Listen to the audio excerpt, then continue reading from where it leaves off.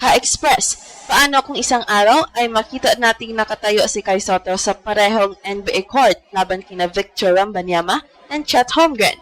Sa ngayon, wala pang kasiguraduhan na makakakuha si Kai ng full NBA contract para sa susunod na season. Ngunit isang bagay ang malinaw. Buhay na buhay muli ang kanyang NBA dream matapos piliin niyang ituon ang buong atensyon sa NBA pursuit ngayong 2026.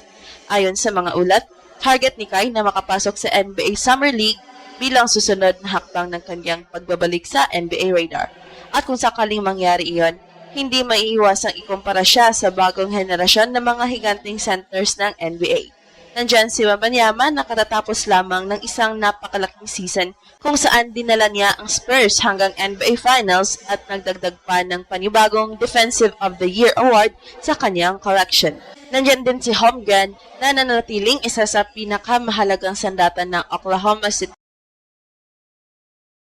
Thunder matapos ang isa na namang malalim na playoff run. Pero alam natin mga Pilipino na hindi basta sumusuko si Kai. Sa taas na higit 7'3", may shooting touch, shot blocking ability, and international experience mula Australia, Japan, at iba pang professional leagues. Ang tanong ngayon ay hindi kung kaya ba niya makipagsabayan sa laki. Ang mas malaking tanong ngayon ay ito. Kapag nabigyan ng pagkakataon, kaya ba niyang patunayan sa NBA na ang isang homegrown Filipino giant ay maaaring tumayo sa parehong entablado kasama ni Wemby and Chet? Dito nagsisimula ang pinakamatinding kabanata ng kanyang basketball journey. Habang abala ang buong mundo sa pag-uusap tungkol sa bagong NBA Giants era, isang pangalan ang muling unti-unting bumabalik sa usapan ng mga Pilipino, si Kai Sotto. Sa nakalipas na ilang taon, tila roller coaster ang kanyang NBA journey. Mula pagiging isa sa pinaka-aabangang Asian prospects hanggang sa hindi mapili sa NBA draft, maraming beses nang sinubukan ng basketball world na isara ang pinto para sa kanya. Pero bawat pagkakataong tila natatapos na ang pangarap, may panibagong kabanata namang bumubukas. Ngayong 2026, muling nagliyab ang pag-asa. Lumabas ang mga ulat na nakatuon muli si Kai sa paghabol sa NBA at handang isakripisyo maging ang ilang national team commitments upang mabigyan ng buong atensyon ang kanyang NBA opportunity. Hindi ito simpleng decision. Para sa isang manlalaro matagal ng simbolo ng Philippine basketball hopes, malaking sakripisyo ang unahin ang personal na pangarap kaysa sa agarang national team duties. Ngunit para kay Kai, malinaw ang mission, makapasok sa NBA. At kung mangyayari iyon, sasalubong siya sa pinakamahirap na competition ng kanyang buhay dahil ang NBA ngayon ay pag-aari ng mga unicorn big men.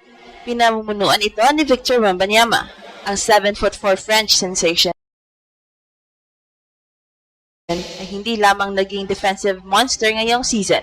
Dinala niya ang Spurs hanggang NBA Finals at muling pinatunayan kung bakit siya itinuturing ng marami bilang mukha ng susunod na dekada ng NBA. Sa kabilang banda naman ay si Chet Holmgren. Mas payat ngunit napakabilis kumilos para sa kanyang taas. May elite shooting, may rim protection, may versatility na hinahanap ng modern NBA. Bagamat natapos ang playoff run ng Thunder sa kamay ng Spurs, nananatili siyang isa sa pinaka-kinatatakutang young big men sa liga. Kaya kapag pinag-uusapan si Kai, natural na itatanong, nasaan siya kumpara sa dalawang ito? Sa totoo lang, hindi papatas ang paghahambing. Sina Wembanyama and Holmgren ay napatunayan na ang sarili sa NBA. Si Kai ay nasa yugto pa lamang ng pagkuha ng pagkakataon. Ngunit may isang bagay na hindi kayang sukatin ng statistics, determination. Dahil sa kabila ng lahat ng pagdududa, nananatili siyang buhay sa NBA conversation. At para sa milyon-milyong Pilipino, sapat na dahilan iyon upang maniwalang hindi pa tapos ang kwento. Ang susunod na hakbang ni Kai ay maaaring maging pinakamahalagang summer ng kanyang buong karera. Ngayon, pag-usapan natin ang pinaka-interesanteng bahagi ng usapan. Kung sakali makapasok si Kai Sotto sa NBA roster sa susunod na season, ano ba talaga ang maaaring mangyari kapag nakaharap niya sina Victor Wembanyama at Chet Holmgren? Una sa lahat, kailangan nating maging realistic. Hindi agad magiging franchise player si Kai. Hindi rin agad siya magiging pangunahing sentro ng isang NBA team. Ang mas malamang na senaryo ay magsisimula siyang bilang rotational big man na kailangang paghirapan bawat minuto sa court. At dito nagsisimula ang tunay na laban. Sa NBA ngayon, hindi sapat ang matangkad ka lang. Kailangan mong makatakbo sa transition. Kailangan mong makapag-switch sa depensa. kailangan mong makasabay sa bilis ng laro ng ibang-iba kumpara sa karamihan ng international leagues. Ito mismo ang dahilan kung bakit sina Wembanyama at Holmgren ay naging special. Hindi lang sila matangkad, kumikilos sila na parang mga guard sa katawan ng isang 7-footer. Si Wembanyama ay may kakayahang magdala ng bola, umatake mula sa perimeter at mag-block ng tira sa halos kahit anong bahagi ng court. Si Holmgren naman ay isa sa pinakamahusay na weak side defender sa NBA habang kaya ring tumira mula sa tres at maglaro sa pick and pop situations. Kaya ang malaking tanong, ano ang magiging sandata ni Kai? Ang sagot ay nasa kanyang natatanging kombinasyon ng haba, timing, and touch. Sa mga nakaraang taon sa Australia, Japan, and international competition, ipinakita ni Kai na kaya niyang maglaro bilang rim protector habang may kakayahan ding tumira sa labas. Hindi siya kasing explosive ni Wembanyama, hindi rin siya kasing mobile ni Holmgren, ngunit may sariling lakas si Kai. Isa siyang natural shot blocker, may mataas na basketball IQ, at higit sa lahat may kakayahang mag-adjust sa iba't ibang sistema. Kung mabibigyan siya ng tamang coaching at tamang sitwasyon sa NBA, posible siyang maging ball backup center na nagbibigay ng haba at depensa sa second unit. At huwag nating kalimutan ang isang mahalagang detalye. Ang NBA ay hindi lamang tungkol sa talento. Maraming pagkakataon na ang nagtatagal ay hindi ang pinaka-athletic o pinaka-skilled, kundi ang pinakahanda, ang pinaka-disiplinado, at ang pinaka-persistent.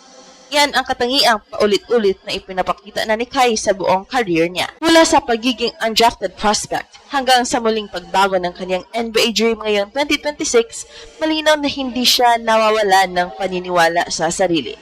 Kaya kapag dumating ang araw na makita natin siyang nakatapat sina Wembanyama or Holmgren, hindi yan simpleng laban ng taas laban sa taas. Hindi yan simpleng comparison ng statistics. Yan ay magiging simbolo ng isang pangarap na matagal ipinaglaban. Pangarap ng isang batang Pilipino na minsan sinabihang hindi sapat para sa NBA. At kung makarating siya roon, bawat rebound, bawat block, bawat puntos laban sa mga superstar na ito ay magiging patunay na ang Pilipinas ay may puwang sa pinakamalaking basketball league sa mundo. Ang susunod na kabanata ay hindi na tungkol sa potential. Ito ay tungkol sa pagkakataon. At para kay Kai Sotto, maaaring mas malapit na ngayon ang pagkakataong iyon kaysa sa iniisip ng marami. Ang tanong ngayon mga ka-express, si Kai Sotto na kaya ang susunod na Pinoy na gagawa ng kasaysayan sa NBA?